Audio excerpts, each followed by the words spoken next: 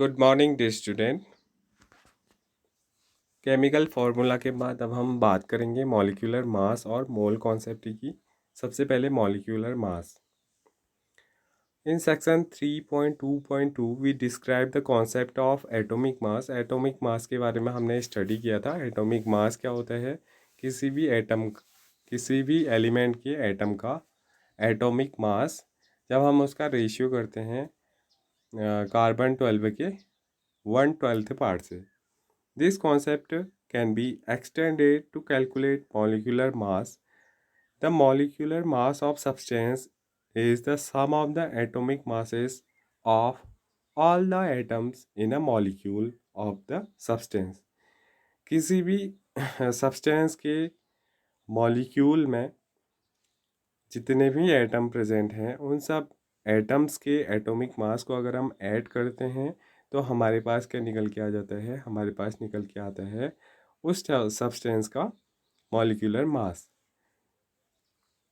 If it is therefore the relative mass of the molecule expressed in atomic mass unit you. इसको भी हम you से denote करते हैं। यहाँ पर आपको एक एग्जांपल भी दिया है, calculate the relative molecular mass of water H2O। और दूसरा क्वेश्चन है calculate the molecular mass of HNO3। तो हाइड्रोजन के 1 एटम का मास होता है 1U। ऑक्सीजन के 1 एटम का मास होता है कितना? 16U। तो इस प्रकार से 2 हाइड्रोजन और एक ऑक्सीजन के मिलने से बनता है क्या? एक वाटर का मॉलिक्यूल। और वाटर के मॉलिक्यूल का जो एटॉमिक मास है वो कितना होगा? 18U।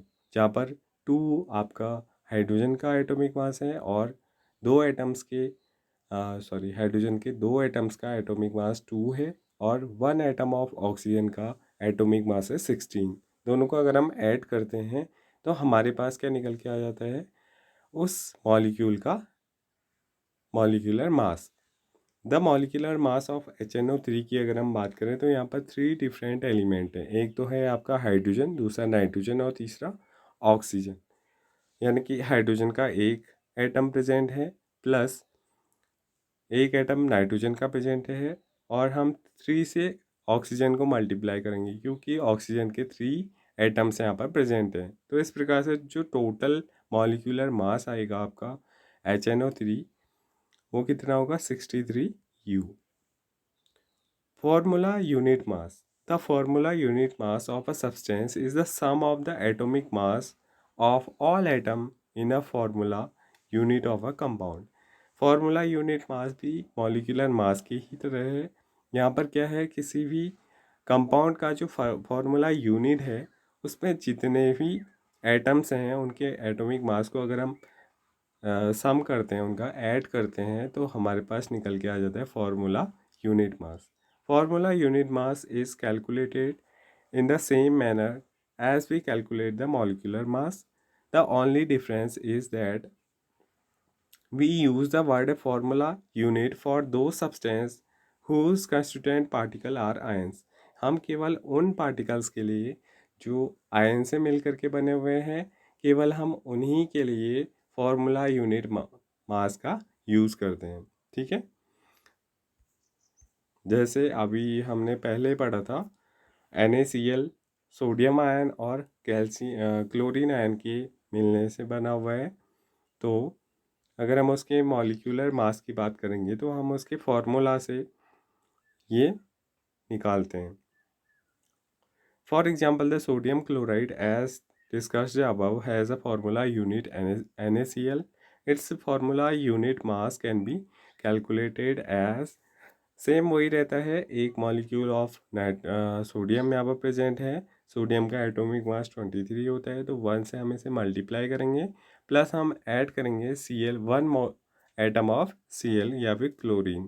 तो 1 एटम ऑफ क्लोरीन का जो एटॉमिक मास होता है वो 35.5 U होता है और दोनों को अगर हम ऐड कर दें तो 58.5 यूनिफाइड मास यहाँ पर निकल के आ रहा है। किसका मास? सोडियम क्लोराइड का। ऐसे ही आपको दिया है CaCl2 का जो एटॉमिक मास है उसको भी आपने कैलकुलेट करना है। एग्जाम्पल दिया है आपको 3.2 में। तो Ca का जो एटॉमिक मास है वो कितना होता है, वो 40 होता है। और Cl का एटॉमिक मास हमने उसमें ऐड कर देना है। Cl का एक एटम का होता है 35.5, अगर हम इसको 2 से मल्टीप्लाई करें तो ये कितना आ जाएगा 71। और टोटल जो एटॉमिक मास निकल के आएगा यहाँ पर फॉर्मूला यूनिट मास, वो कितना आएगा 111 यूनिट, यानी कि 111 यूनिट।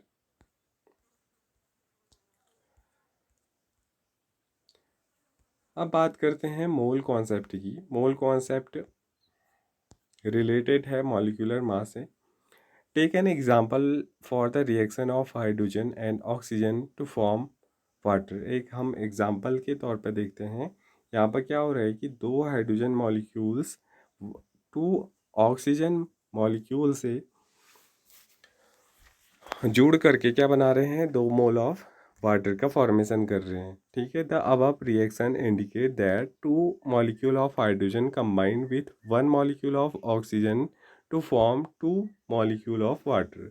और अगर हम बात करें तो यहाँ पर 4U हाइड्रोजन मॉलिक्यूल जो हैं, 4U क्यों हैं, अभी तो हमने 2 एटम्स की बात की, लेकिन इसके आगे से 2 भी लिखा है। तो 2 से 2 अगर हम मल्टीप्लाई करेंगे तो टोटल 4 यूनिट ऑफ हाइड्रोजन यहाँ पर यूज़ हुए हैं। कंबाइन करते हैं वो 32 यूनिट ऑफ ऑक्सीजन से, यूनिट नहीं, यूनिफाइड मास ऑक्सीजन मॉलिक्यूल से। और क्या बनाते हैं वो 36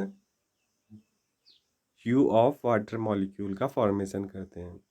We can infer from the above equation that the quantity of the substance can be characterized by its mass और the number of molecules। तो हम यहाँ पर क्या इन्फर कर सकते हैं कि इस above equation में जो क्वांटिटी है सब्सटेंस की, वो किससे डिनोट की गई है, उनके मास से, या फिर नंबर ऑफ मॉलिक्यूल, कितने मॉलिक्यूल हम यहाँ पर यूज़ कर रहे हैं। हम 2 चीज़ों से इसको एक्सप्रेस कर सकते हैं ना, या तो हम कितने मॉलिक्यूल ऑफ हाइड्रोजन एटम और ऑक्सीजन एटम आपस में कंबाइन हो रहे हैं ये बता रहे हैं, या फिर हम बता रहे हैं कि उनका जो मास है वो कितने कितने मासों को जोड़ करके बन रहे हैं। But a chemical reaction equations indicate directly the number of atom और molecule taking part in a reaction। लेकिन अगर हम एक किसी केमिकल रिएक्शन की बात करें या इक्वेशन की बात करें तो वहाँ पर हमें क्या बताया जाता है कि टोटल कितने नंबर ऑफ एटम या फिर मॉलिक्यूल्स एक रिएक्शन में पार्टिसिपेट करते हैं।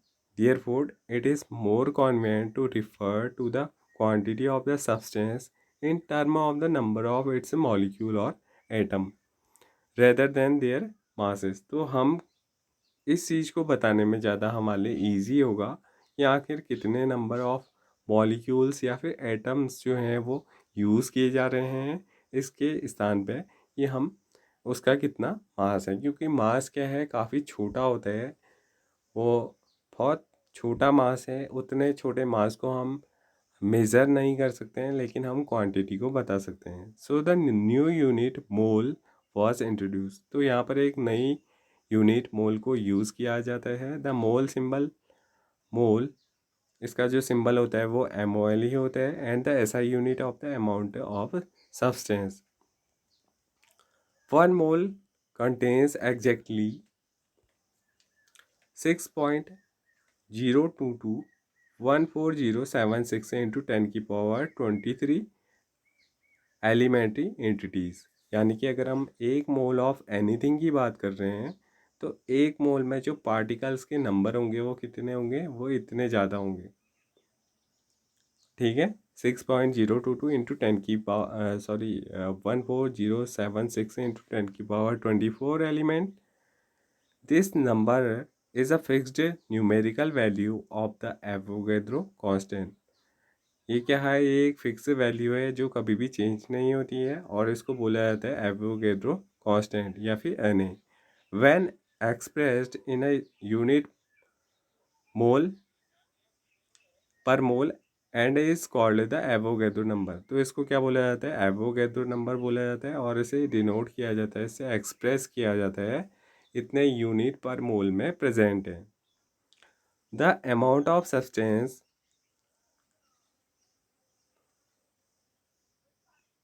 तो इतना हम आज पढ़ेंगे, इससे आगे हम कल पढ़ेंगे क्योंकि फिर लंबा हो जाता है लेक्चर। Thank you.